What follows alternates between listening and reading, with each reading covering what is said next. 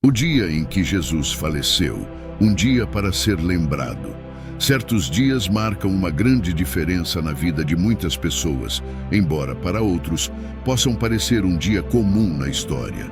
O dia em que Jesus faleceu foi um desses dias. Foi um dia triste para seus verdadeiros seguidores, mas eles mal sabiam que acabaria se tornando um dia para celebrar a liberdade e a alegria que apenas o Salvador pode oferecer. Tantas coisas levaram a esse dia inesquecível em que os romanos penduraram Jesus na cruz apenas por acusações odiosas do povo. Os discípulos passaram de considerar a traição de Judas a aceitar dolorosamente a realidade de que seu amado mestre seria morto. Claro, Jesus havia falado constantemente sobre este momento exato enquanto tudo corria bem, e também em ocasiões em que discutiam assuntos relativos ao reino de Deus.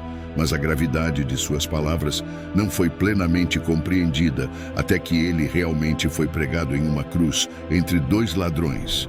Os judeus então disseram a ele: "Que sinal nos mostras para justificar o que estás fazendo?" E Jesus respondeu: "Destruí este templo e eu o levantarei novamente em 3 dias." Eles disseram: "Levaram 46 anos para construir este templo e tu o levantarás em 3 dias?" Mas o templo que ele falava era o seu próprio corpo. Depois de ressuscitar dos mortos, os discípulos se lembraram do que ele tinha dito. Então eles creram na Escritura e nas palavras que Jesus tinha falado. Ele até falou claramente, sem parábolas, no capítulo 16 de João, quando seu momento final se aproximava. Jesus continuou dizendo: "Em pouco tempo, vocês não me verão mais, e em pouco tempo me verão de novo." Naquele momento, alguns de seus discípulos disseram uns aos outros: "O que ele quer dizer com 'em pouco tempo vocês não me verão mais, e em pouco tempo me verão de novo, e por que vou para o Pai?" Eles continuaram perguntando: "O que ele quer dizer com 'em pouco tempo'? Não entendemos o que ele está dizendo." Jesus percebeu que queriam perguntar sobre isso, então disse: "Vocês estão se perguntando uns aos outros o que eu quis dizer quando disse: 'Em pouco tempo vocês não me verão mais, e depois de um tempo me verão de novo?' Em verdade vos digo que vós chorareis e lamentareis, mas o mundo se alegrará. Vocês ficarão tristes, mas a vossa tristeza se transformará em alegria. A mulher, quando está para dar à luz, tem tristeza porque é chegada a sua hora, mas depois de ter dado à luz a criança, já não se lembra da aflição pelo prazer de ter nascido um ser humano no mundo. Assim também vós, um julgamento injusto." O dia da morte de Jesus começou com a sua apresentação diante das autoridades. Em algum momento, o governador ficou intrigado com aquele homem confiante que o povo queria ver morto por razões frágeis e até tentou trocá-lo por outra pessoa que realmente merecia ser punida. Enquanto isso, Jesus estava diante do governador e ele perguntou: "És tu o rei dos judeus?" "Tu o disseste", respondeu Jesus. Quando ele foi acusado pelo sumo sacerdote e pelos anciãos, ele não respondeu. Então Pilatos lhe perguntou: "Não ouves as acusações que trazem contra ti?" Mas Jesus não respondeu, surpreendendo o governador. Era costume do governador, durante a festa, soltar um prisioneiro escolhido pela multidão. Naquela ocasião, havia um prisioneiro muito conhecido chamado Barrabás. Quando a multidão se reuniu, Pilatos perguntou: "A qual dos dois quereis que eu solte para vós? A Barrabás ou a Jesus, chamado o Cristo?" Pois sabia que por inveja haviam entregado Jesus. Enquanto Pilatos estava sentado no tribunal, sua esposa lhe enviou uma mensagem: "Não tenhas nada a ver com esse justo, pois hoje sofri muito em sonhos por causa dele." Mas os principais sacerdotes e os anciãos persuadiram a multidão para que pedissem Barrabás e crucificassem a Jesus. "Qual dos dois quereis que eu solte para vós?" perguntou o governador. "A Barrabás", responderam eles. "E o que farei então com Jesus, chamado o Cristo?" perguntou Pilatos. Todos responderam: "Crucifica-o." "Que mal ele fez?" perguntou Pilatos. Mas eles gritaram ainda mais: crucifica-o! Quando Pilatos viu que não conseguia avançar, mas sim que se iniciava uma agitação, pegou água e lavou as mãos diante da multidão. Estou inocente do sangue deste homem, disse ele. É vossa responsabilidade. Todo o povo respondeu: o seu sangue caia sobre nós e sobre nossos filhos. Ninguém sabia melhor do que Pilatos que o julgamento de Jesus era muito injusto, mas tudo parecia apontar para a sua morte. O que Pilatos não sabia era que a morte de Jesus estava predestinada por Deus, pois se ele não morresse, não haveria sangue sem pecado para expiar o mundo. Um dia de dor. O dia da morte de Cristo foi também um dia de dor, que não se via nem se ouvia. No entanto, muitos séculos antes deste dia, Isaías havia profetizado sobre como o corpo do Messias seria terrivelmente maltratado, como preço por nossa justiça e integridade. Todas as feridas em suas costas dilaceradas e as espinhas em sua cabeça, mesmo antes de passar pela cruz, são um símbolo de nosso quebrantamento, mostrando como só podemos estar completos no Messias. Então soltou-lhes Barrabás, mas mandou açoitar Jesus e entregou-o para ser crucificado. Então os soldados do governador levaram Jesus ao pretório e reuniram toda a companhia de soldados ao redor dele. Despiram-no e colocaram-lhe um manto escarlate. Depois teceram uma coroa de espinhos e puseram-na em sua cabeça. Deram-lhe uma vara na mão direita e, ajoelhando-se diante dele, zombaram, dizendo: Salve, Rei dos Judeus! Cuspiram nele, pegaram a vara e golpearam sua cabeça repetidamente. Depois de zombar dele, tiraram-lhe o manto e colocaram suas próprias roupas. Então o levaram para ser crucificado com um caminho de vergonha e uma cruz de insultos.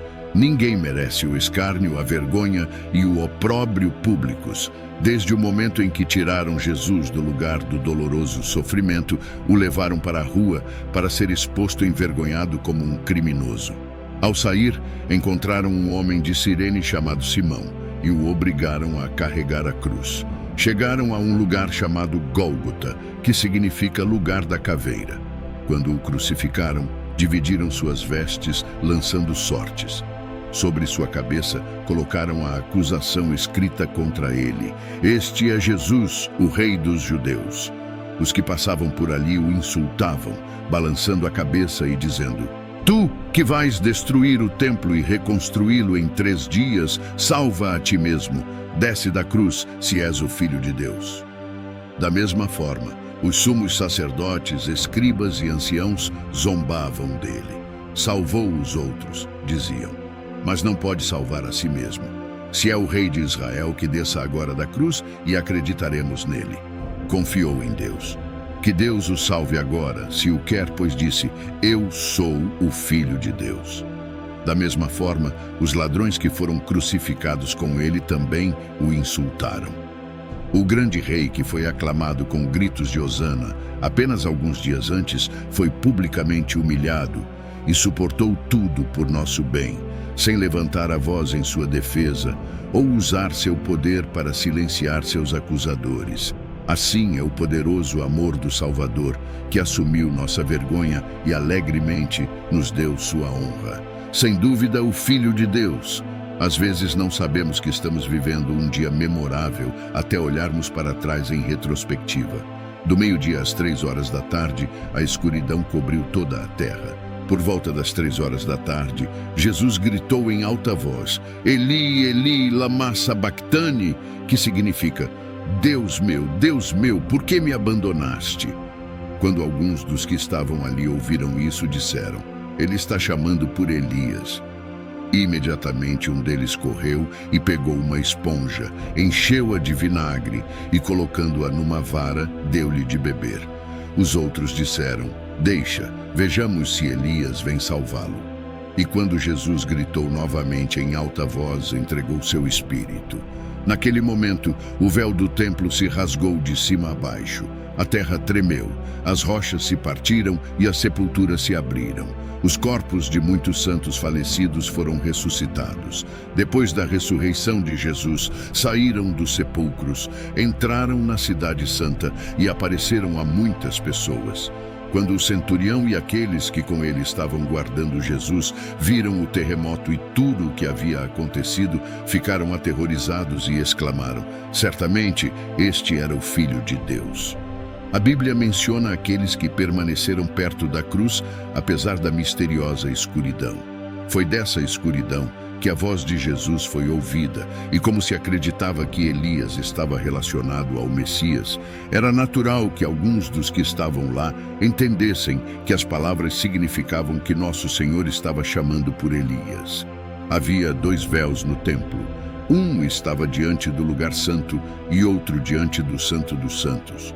O lugar santo pode ser comparado à nave da igreja, onde os sacerdotes regularmente realizavam seus rituais, enquanto o Santo dos Santos pode ser comparado ao santuário interior, considerado a parte mais sagrada do templo, sempre mantido fechado, e ninguém podia entrar, exceto o sumo sacerdote, e isso apenas uma vez por ano. O véu que se rasgou na morte de Nosso Senhor era o que ficava diante do Santo dos Santos.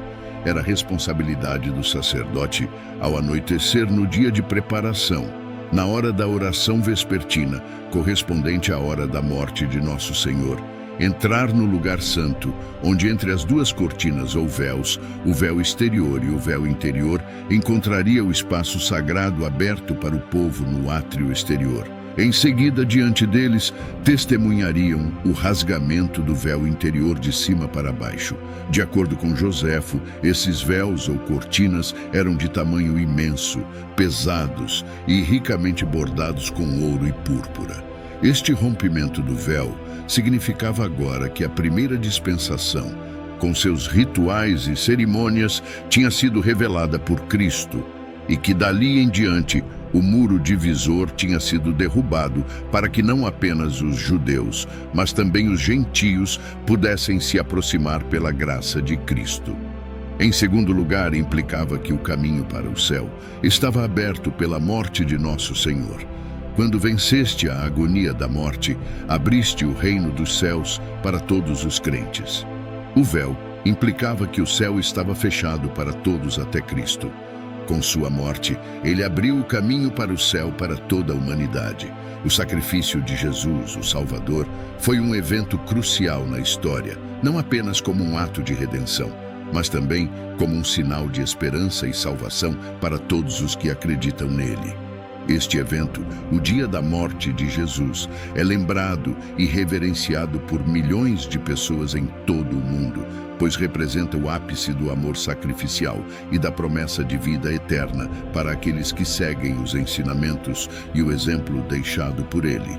A ressurreição de Jesus, após sua morte na cruz, tornou-se o epítome da vitória sobre o pecado e a morte, oferecendo a dádiva da salvação para todos os que creem em seu nome. É um evento que continua a ser celebrado e refletido como a fundação da fé cristã, trazendo consigo uma mensagem de esperança, renovação e perdão para toda a humanidade. A história da paixão de Cristo, com todos os seus momentos de dor, humilhação e sacrifício, é um lembrete do amor incondicional de Deus e da promessa de redenção para todos aqueles que se voltam para Ele. Esse relato bíblico, embora repleto de sofrimento e angústia, é também uma narrativa de esperança e salvação, destacando a importância da fé, do perdão e da ressurreição como símbolos de renovação e vida eterna para todos que acreditam no sacrifício de Jesus Cristo. O dia da morte de Jesus, embora marcado por dor e tragédia, é também um testemunho do amor infinito de Deus pela humanidade e da promessa de redenção através do sacrifício de seu Filho. Essa narrativa continua a ser um pilar fundamental da fé cristã, transmitindo uma mensagem de esperança e renovação para todas as gerações que seguem os ensinamentos e o legado deixado por Jesus Cristo.